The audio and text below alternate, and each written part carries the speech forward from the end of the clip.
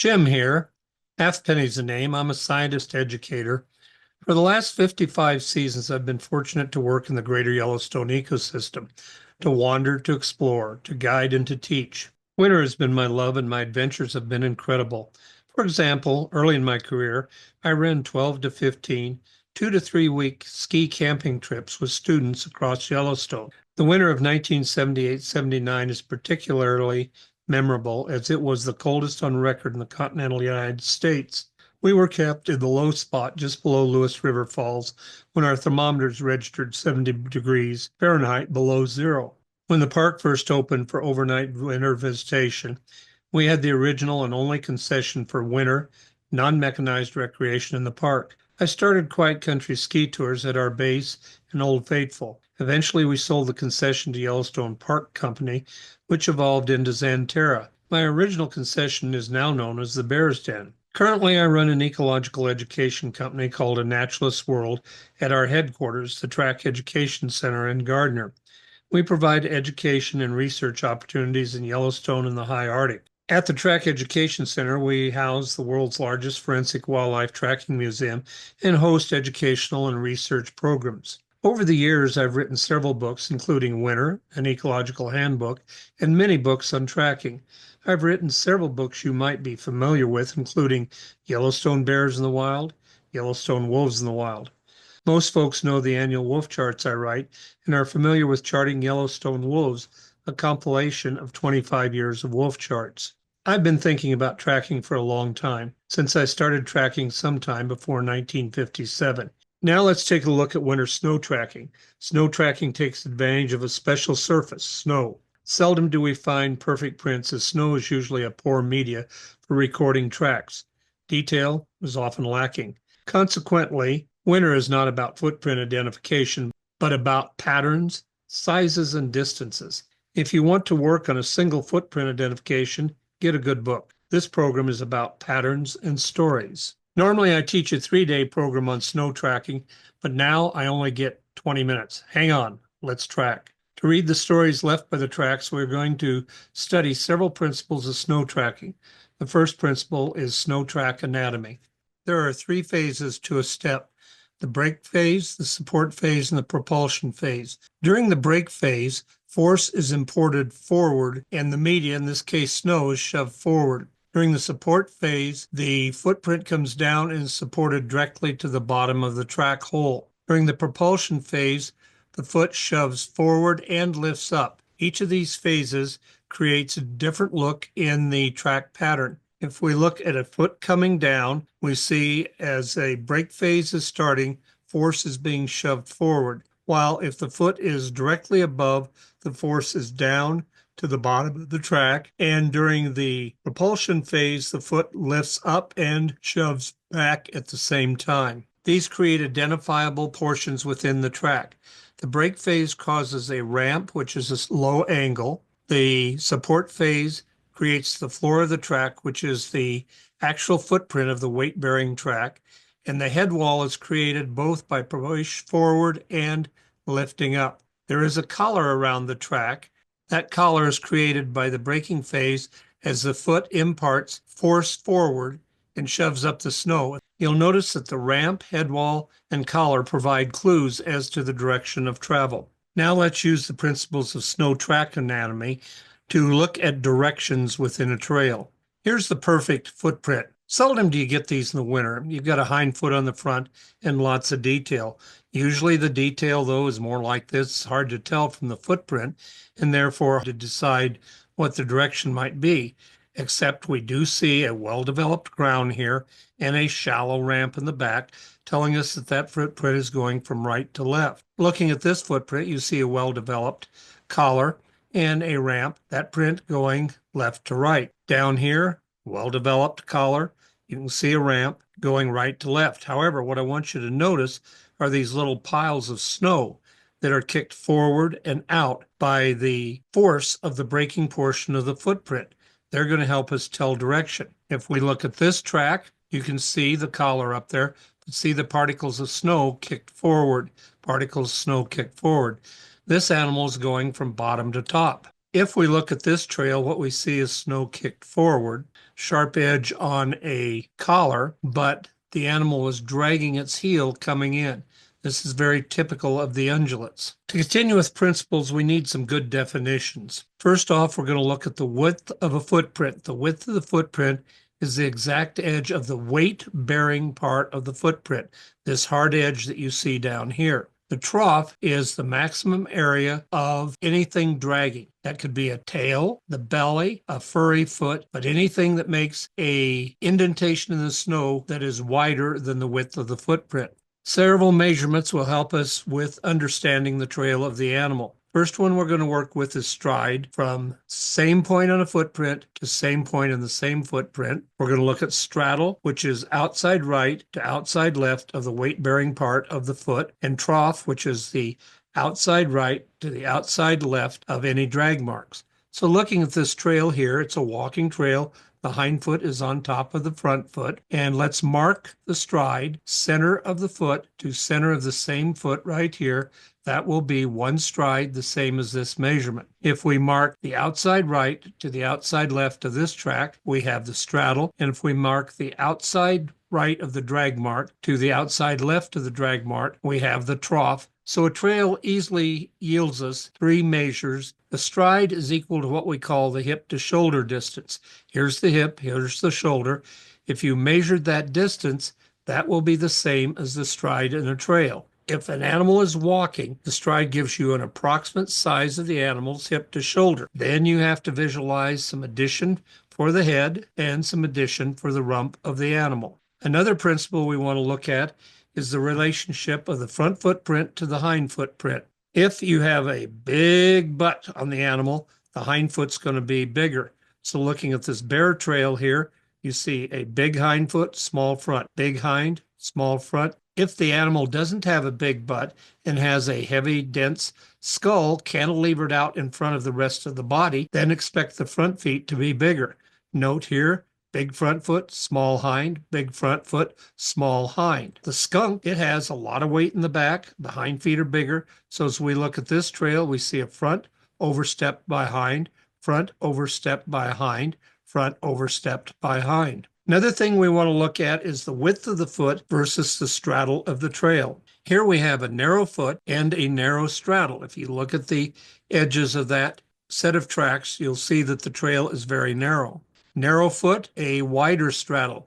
Notice the outside to the outside, much wider straddle. And here we have a wide foot and a wide trail. This over here could be a coyote, whereas here we see the trail of a deer and the trail of a elk. In this case, we have a very wide footprint and a very wide trail. Here we also have a wide footprint and a wide trail. This trail over here is that of a wolverine. This trail is of a porcupine. Both of these animals are bigger in the butt, and thus they have wide trails in reference to their wide footprints. Animals move using different gaits, such as walk, trot, gallop, and bound.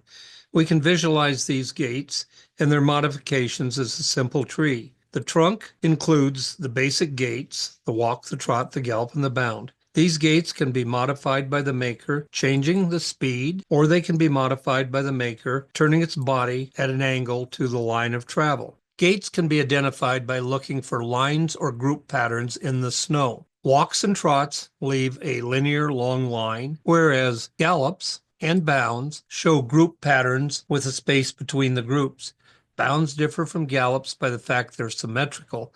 That is, the hind feet are paired side by side. When the animal increases speed, the trail changes. Stride increases, and the hind foot will overstep the front foot. Both of these clues indicate the animal is going faster. A blue line indicates the line of travel. When the animal turns its body to an angle to the line of travel, side gaits result. Side gaits allow the animal to survey one side of the trail in greater detail. Let's take a look at some wolf trails to identify the gaits that the animals are using. A walk or a trot is a straight line. An animal that's trotting will have a stride about 2 times the hip to shoulder length. Side trots are modifications where the body has been turned sideways to the line of travel.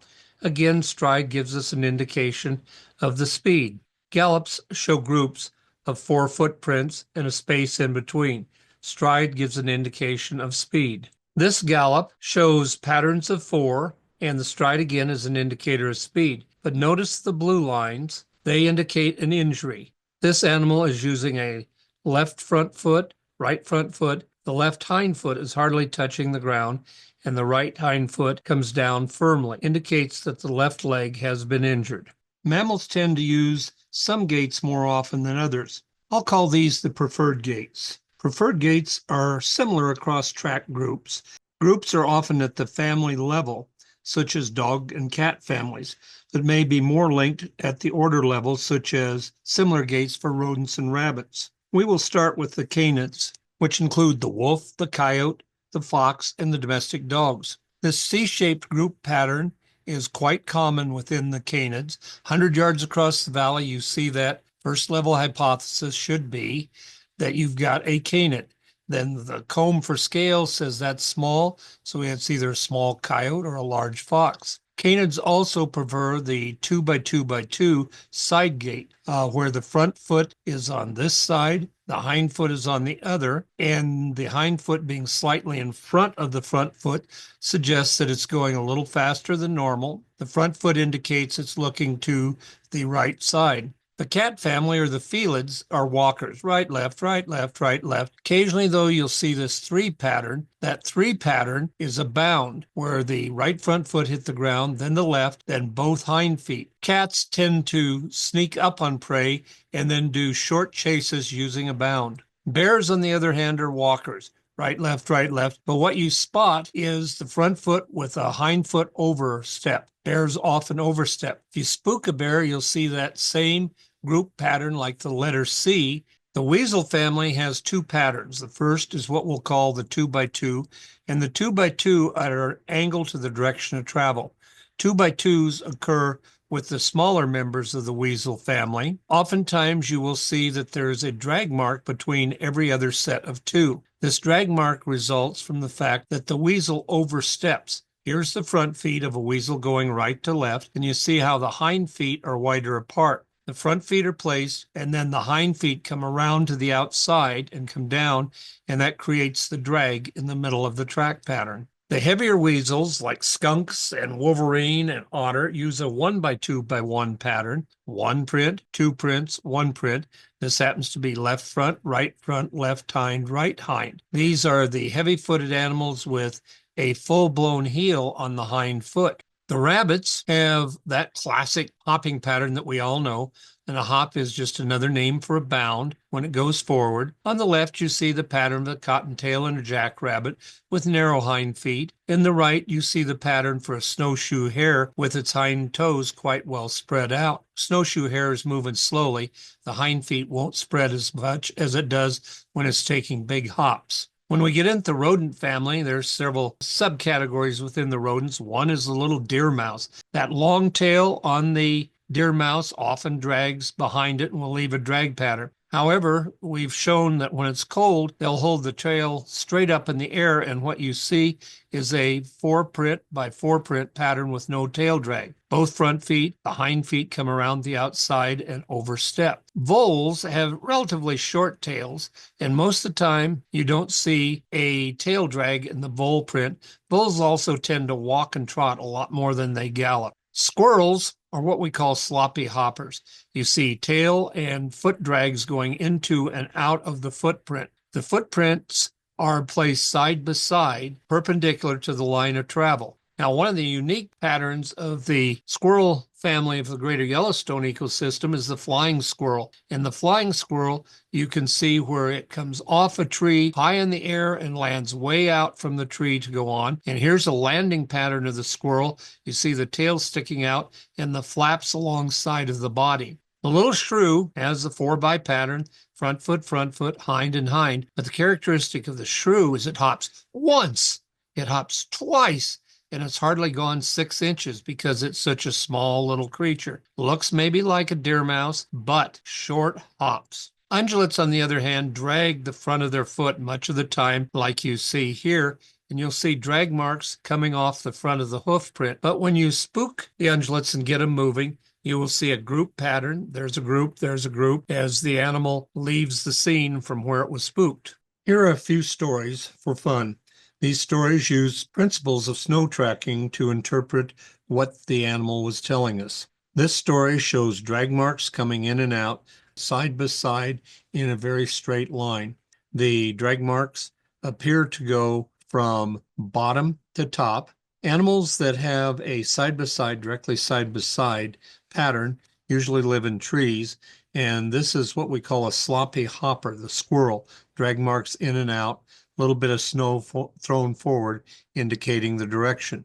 This animal was moving between trees at about 10,000 feet in fairly solid snow. If you look closely, you will see that the foot axis points in. The animal is pigeon-toed. Here is a drag mark. The drag mark indicates the positioning of the tail of the animal. The animal is relatively heavy with these long feet, but notice this mark right here and here. These are the front feet, with the hind feet of the heavy rump of the animal pushing much deeper, making the hole into the ground. This is a porcupine swinging its tail in from the right. This animal was on a frozen stream side. Notice here footprints showing slide marks coming in and ending against a steep head wall because the motion was left to right, and then a pair of marks heading out. These are the two hind feet where it shoved off. The broad belly didn't go deep in the snow, but the heavy feet laying beside it did. Also, we have a big tail drag. This is the river otter doing its typical sliding pattern. The story here is quite interesting. You can see a bird walking along, and each of the toes is quite broad, indicating feathers down on the toes.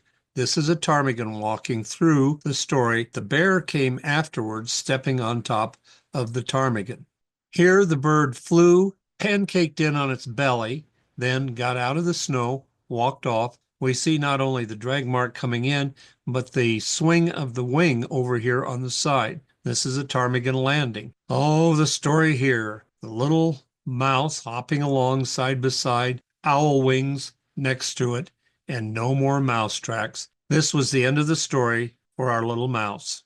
Now that you're expert trackers, here's your assignment. Alert, alert, alert. Let's start with the wolverine. The wolverine is a rare species in the Greater Yellowstone Ecosystem. Its status is not well known. For the wolverine, we have estimates of 6 to 12 wolverine. I expect they're increasing, but we need more evidence and we need your help to verify. The wolverine leaves characteristic track patterns, which are a 1 by 2 by 1. You'll notice that this is a hind foot on top of front foot. Sometimes those patterns appear 3 by 3. So right here on the right is a 1 by 2 by 1, but looking ahead, it kind of looks like a 3 by 3. Next is the Canada lynx, also status not well known in the park. We spent 3.5 winters tracking lynx in the park and only got 7 specimens, but I suspect they might be increasing also. And again, we need your help to verify. Their tracks are very wide and hair drags along the side of the feet. Notice the width of the track versus the width of the trail. If you run across one of these, we need you to collect evidence. That evidence is not a hand or a cap or a mitten next to a footprint. It's impossible to make accurate measurements from a round or soft object. What you need to do is carry a hard object, preferably a ruler. People will be impressed when you pull out your 6-inch ruler and lay it next to the track. Carry 2 rulers. Place them at a 90-degree angle. This helps us get measurements on the trail and the width of the trail and the length and width of every footprint. You can also buy a plumber's ruler or carpenter ruler and carry that. This allows us to get good measurements of a whole trail and correct for parallax. Parallax makes closer objects seem big compared to the farther object, but with the ruler we can collect for parallax. Once you get some notes and photos, turn them in at the visitor center to the rangers behind the desk and drop me an email with the notes and the photographs. You can reach me for email at trackdoctor@tracknature.com. If you'd like to review this video, go to YouTube and search on Halfpenny and snow tracking, which will allow you to view the video. Then you can back it up, replay it, back it up and replay it till you're satisfied with what you've got. In the meantime, I leave you with this one last story at the top of the page to interpret. Keep on tracking, my friends.